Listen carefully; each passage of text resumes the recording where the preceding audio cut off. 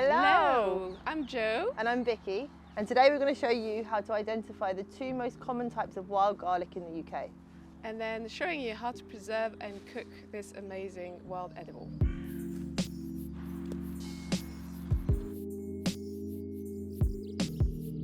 So most people, when they think of wild garlic, think of this one, which is wild garlic, allium ursinum, or bear garlic. And it's got this lovely flat leaf that it just looks a bit leafy, right? It's got a main rib down the back and it's really soft and tender.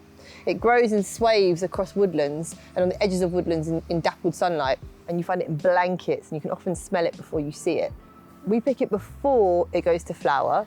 After a plant's flowered, it puts energy into the flower and not so much the leaf. But when it does flower, it has a single flower spike with a kind of disco ball with loads of little star-shaped white flowers on it that form in a kind of allium-like clump. And this is the lesser known type of wild garlic called three-cornered leek, allium triquetrum. Triquetrum refers to the triangular cross-section you get when you cut a leaf in half. This species is in fact really invasive in the UK. It's not native at all, and it's actually actively encouraged to be picked in many places. Obviously check first, but if you find it growing, you'll find it just like wild garlic growing in swaths everywhere, although it will also grow in open ground, not just woodlands, so it grows in lawns and all over the place. Now when it grows, it kind of looks like grass or daffodils or other things like that, so it's really, really important that you get a positive ID. So first and foremost, if you're dealing with the garlic family, what you're going to smell is an oniony, garlicky smell. It's a really, really juicy leaf. When you crush it, reminds me a little bit of aloe vera. It's got juice inside it. And it smells really garlicky with a hint of onion. That is a really, really good ID feature. Daffodils and grass will not smell oniony. But with allium triquetrum, you're also looking for that lovely triangular cross-section and a really deep V in the leaf. So when you turn the leaf over, you've got that lovely deep vein running down the back that gives the leaf a triangular or V-shaped kind of shape. The flowers that come out resemble a white bluebell. They have a lovely bell-shaped flower that's white with a line of green running out each petal. And they're just beautiful. With each of the wild garlics, you can eat the leaf, the flower, and the root. But the leaves are always best before the flowers come out. When you're picking plants in the wild for food, make sure you're picking in the right place. Lots of places have chemicals, road runoff, dog wee. Don't pick anywhere there's nasty things that you don't want to eat. Secondly, make sure you're picking in the right place in terms of legalities. You can't pick in a private piece of land unless you've got the landowner's permission. It's a really good idea to get to know your local spaces, friends' allotments, gardens, etc., etc. Places that you know are safe. The third thing is that make sure you've got a really positive ID. Pick your thing, take it home, get your ID book out and compare it. If you're not sure, don't put it in your mouth. Pick it one year, get to know it, maybe pick it next year when you're really, really sure, but just be safe.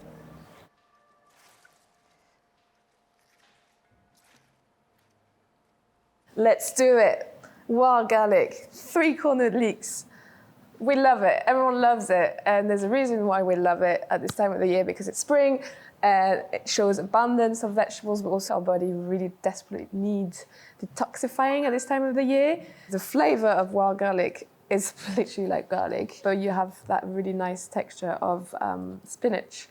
And three-cornered leeks is basically like chive or spring onions. It does really taste like onion, but a more of a mild flavor. And I prefer three-cornered leeks because it's invasive, so you can really take as much as you want. It won't be a problem, but also like the texture is really nice and firm. So if you want to elongate the season of wild garlic throughout the year, then really focus on preserving it and fermenting it.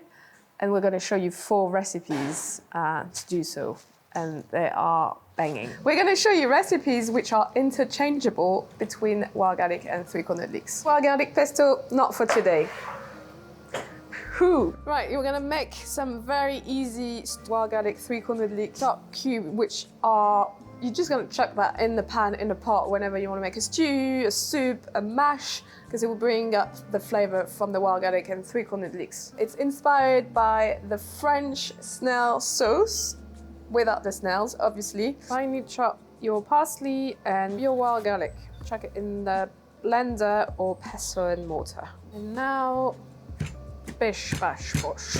So the original French snail sauce is made with butter, but we want to make it plant-based using high quality vegetable oil, like rapeseed oil or sunflower oil, or even olive oil. Oh yeah, it smells like the snail sauce. L'escargot, pour that garlic and parsley sauce in the tray. Try to fill it to the top. Et voilà, c'est bon, in the freezer. Matcha cha cha cha. It looks like matcha, but it isn't. It's dehydrated wild garlic powder, which can be used like a seasoning, like a spice, you know, when you have grounded cumin, grounded ginger, because it's very strong. So always have that in your cupboard if you want to use it as a spice. It's amazing. So we are dehydrating and dehydrator our leaves, but if you don't have a dehydrator and you want to be quick, then you can just dehydrate it at room temperature on the tray or tea towel. It will probably take 24 hours, a bit longer for the three-cornered leeks because it has more moisture. So here's our dehydrated three-cornered leeks and wild garlic.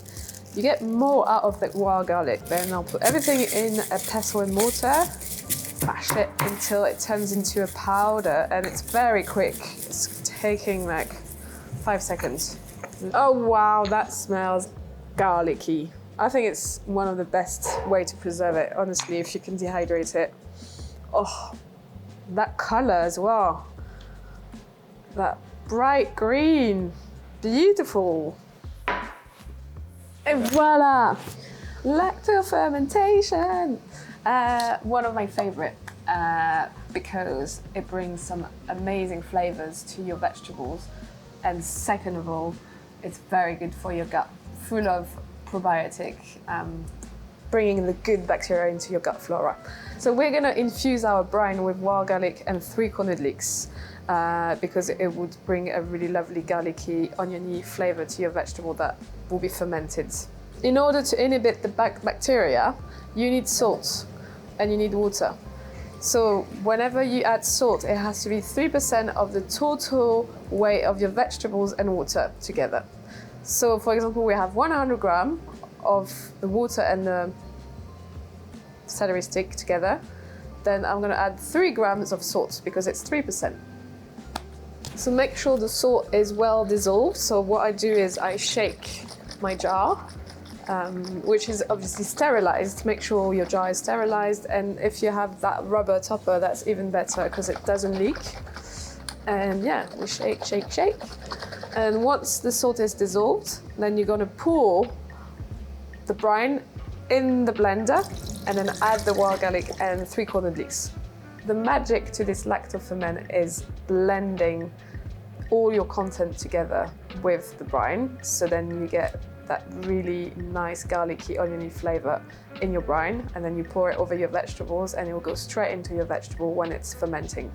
Leave this at room temperature for about minimum 3 to 4 days. And you want to make sure it's on the plate because it might leak a little bit with the action of the bacteria inside. Then I'm using this candle holder, but if you have anything that's sterilized, glass preferably, or like a small pebble which you sterilize, always sterilize, then you can just pop that on top because you don't want any vegetables to be floating, because otherwise you'll get mold. And then you just close this gently, not too tight. So I've removed the rubber because you still have air going inside, and leave this on the counter at room temperature for about 3 to 4 days, and check on every day to see what it tastes like, and then you can eat it after 4 or 5 days, or even more. You can leave it up to a week if you want, and then pop that in the fridge, so then it will slow down the fermentation, and then you can eat this and leave it in the fridge for weeks.